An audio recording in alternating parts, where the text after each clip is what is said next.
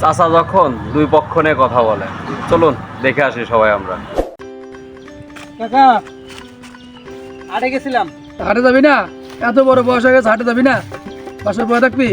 হ্যাঁ কাকা, একটা লাউ নিয়ে গেছিলাম। হ্যাঁ ঠিক আছে, হাটে গিয়ে খালি হাতে যাবি? লাউ আবাদ করছি, লাউ নিয়ে যাবি না? বেচা লাগবি না?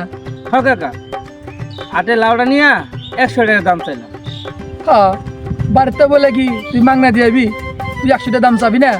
হ্যাঁ কাকা, একটা লুকাইলো, লুকাইয়া লাউটার দাম 50 টাকা হলো। হ্যাঁ, 50 টাকা কবি না? অত ছোট লাউ 50 টাকা কবি না? ঠিকই তো কইছে।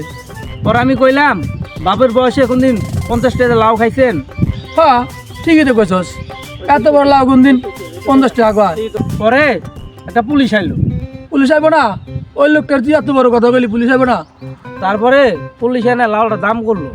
হ্যাঁ, দাম কব না? পুলিশ যায় কি বেটা লাউ তোর মাংনা নিব? পুলিশ লাউটার দামও 50 টাকা বললো। হ্যাঁ, পুলিশ বলে কি বাজারের দাম জানে না? তোর লাউ 50 টাকা দাম কব না, এত ছোট লাউ? পরে আমি পুলিশটা কইলাম, যে বাপের বয়সে কোনদিন লাউ খাইছেন? হ্যাঁ, তুই কবি না? পুলিশ দেখে তাই ভয় পাবি?